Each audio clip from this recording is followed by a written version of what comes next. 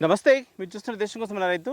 అయితే చూడండి, మనకి ఈ రోజుల్లో చూసినట్లయితే నేల అంతా కూడా నిస్సారం అయిపోతున్నటువంటి పరిస్థితుల్లో మనం సారాన్ని పెంచుకోవాలనే ఉద్దేశంలో చాలామంది అయితే మనకి పచ్చిరొట్టే ఎరువులను ఇచ్చేటువంటి మొక్కలను ఎక్కువగా పెంచుతూ ఉన్నారు.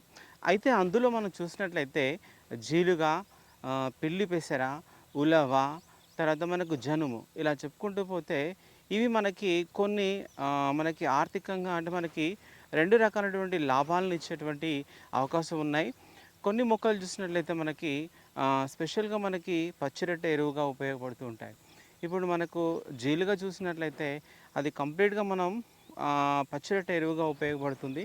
అదే జనుము గానీ, ఉలవ గానీ, అలసందలు గానీ ఇవి మనకు ఆహ్, పచ్చిరొట్ట ఎరువుగా ఉపయోగపడుతుంది. తర్వాత మనకి వాటి నుంచి వచ్చేటువంటి గింజల ద్వారా మనకు ఆదాయం వచ్చేటువంటి అవకాశం ఉంటుంది. అయితే ఇదంతా ఎందుకోసం అంటే మనం భూసారాన్ని పెంచుకోవడం కోసం మన పంట అంటే తర్వాతి పంటను వేసే ముందు మన భూమిని సారవంతం చేసుకోవాలంటే కొన్ని పచ్చిరొట్ట ఎరువు మొక్కలను మన భూమిలో కలియదున్నుకున్నట్లయితే నేల అనేది సారవంతం అవుతుంది.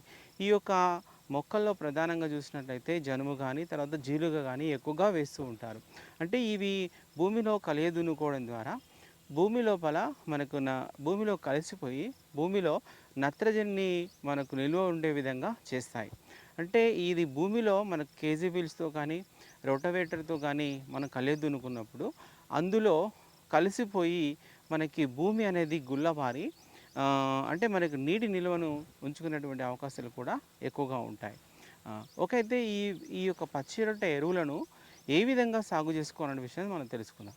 అయితే పచ్చిరొట్ట ఎరువుల్లో మనకి ఈ జనుము కానీ, జీలుగ కానీ వేసుకునే ముందు మన అంటే మన పంటకు మన పంట ఒక 10, 15 రోజుల ముందు మన పంటను వేస్తామనే ముందు దీన్నైతే రోటావేటర్‌తో కానీ, లేకపోతే కేజీ వీల్స్‌తో కానీ దున్నుకోవాల్సి ఉంటుంది.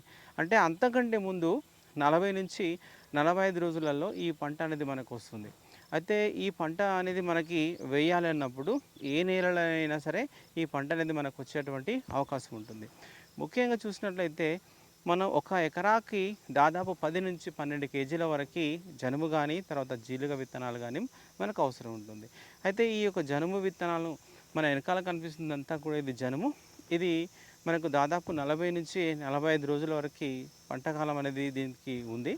అయితే ఈ విధంగా మనకు పెరగాలి అంటే మనం భూమిని ఒకసారి దున్నుకొని దాంట్లో మనం చల్లుకున్నట్లయితే సరిపోతుంది. అవి మనకు ఎక్కువ శాతం కూడా నీళ్ళు అనేవి తీసుకోవు కాబట్టి ఇప్పుడు వారానికి ఒకసారి అట్లా మనం నీళ్ళు ఇచ్చినట్లయితే అది సహజంగా పెరిగి మనకు ఒక 40-45 డేస్ మధ్యలో మనకు పూత అనేది బాగా రావడం జరుగుతుంది. ఆ పూత స్టేజ్‌లో ఉన్నప్పుడు మనం దీన్ని భూమిలో అనేది కలియదున్నుకోవాల్సి ఉంటుంది. అలా కలియదున్నుకోవడం ద్వారానే మనకు భూమికి ఎరువుగా అనేది ఉపయోగపడుతుంది. ఈ యొక్క జనుము మనకి ఈ రోజుల్లో చూసినట్టయితే గొర్రెలు కావచ్చు, మేకలు కావచ్చు, ఆవులు తర్వాత ఇట్లాంటి వాటికి కూడా మనం కట్ చేసి మేతగా కూడా మనం వీటిని ఇవ్వచ్చు.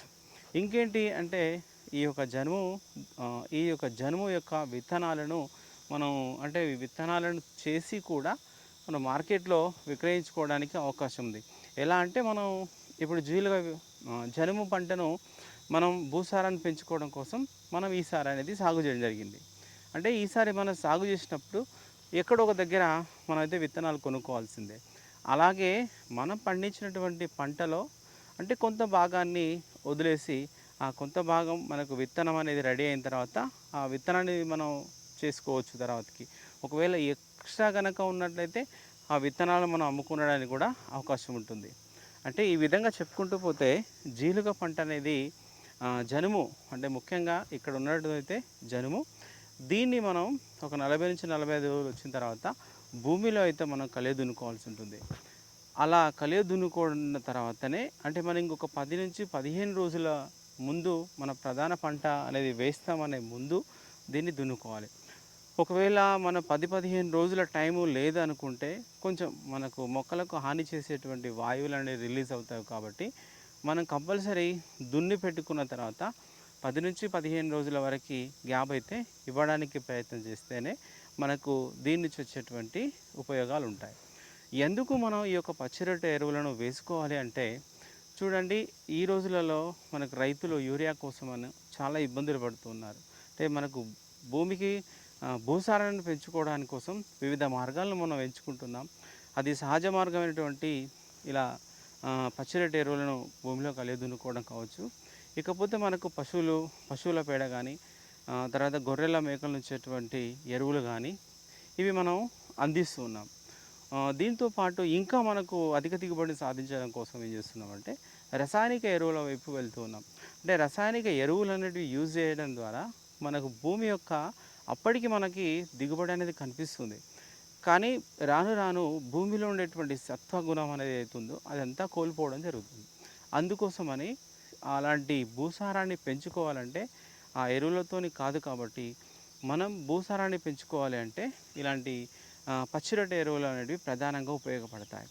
ఈ పచ్చిరొట్ట ఎరువు సాగు అనేది ఒక పంటగా అంటే మనకి ఇంకొక ప్రధాన విషయం మాట్లాడుకోవాలి ఏంటంటే, మనం కొత్తగా పొలాన్ని మనం రెడీ చేసినాం. అప్పుడు ఏం చేస్తామంటే మనకు భూమిపైన ఉండేటువంటి పై లేయర్ అంటే పైన ఉన్నటువంటి లేయర్ అంతా మనం తీసి జరుపుతూ ఉంటాము లెవెల్ చేసినప్పుడు.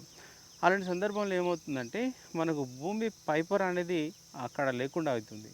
అలాంటి సందర్భంలో మనం ఏం చేయాలంటే ఇలాంటి పచ్చిరొట్ట ఎరువులు కనుక ఆ ప్రాంతంలో వేసి దున్నుకొని, అంటే ఆ ప్రాంతంలో ఖాళీగా ఉన్నటువంటి ప్రాంతంలో వేసి మనం అంటే దీని యొక్క స్టేజ్ వచ్చిన తర్వాత దున్నుకున్నట్లయితే ఆ విధంగా మనం భూసారాన్ని కూడా పెంచుకున్న వాళ్ళం అవుతాం.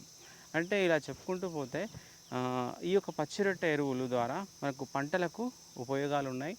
అదేవిధంగా రైతు పండించుకున్నట్లయితే అంటే దీన్ని ఒక పంటగా పండించినా కూడా మార్కెట్లో అమ్ముకోవడానికి అవకాశాలు ఉంటాయి. అంటే వీటి గింజలను అమ్ముకునేటువంటి అవకాశాలు ఉంటాయి.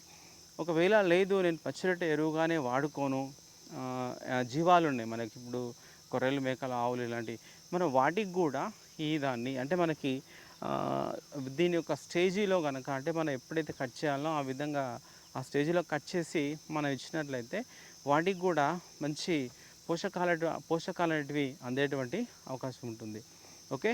అంటే ఇక్కడ మనకి జనుము పంట అనేది ఈ ప్రాంతంలో అంటే ఇక్కడ మనకు కనిపిస్తుంది కాబట్టి ఇక్కడికి వచ్చి ఇన్ఫర్మేషన్ అంటే దీని గురించి తెలుసుకొని వివరాలు అయితే తెలియజేయడం జరుగుతుంది. అంటే నచ్చినటువంటి వాళ్ళు అంటే ఈ ఉపయోగం ఎవరికో ఒకరికి ఎంతో కొంత ఉపయోగపడుతుంది కాబట్టి కంపల్సరీ వీడియో అయితే లైక్ చేసే ప్రయత్నం చేయండి. లైక్ చేసిన తర్వాత కింద హైప్ అనేటువంటి ఆప్షన్ వస్తుంది. ఆ ఆప్షన్ సెలెక్ట్ చేసుకొని ఎన్నో కొన్ని పాయింట్లు ఇవ్వడానికైతే ప్రయత్నం చేయండి. ధన్యవాదాలు.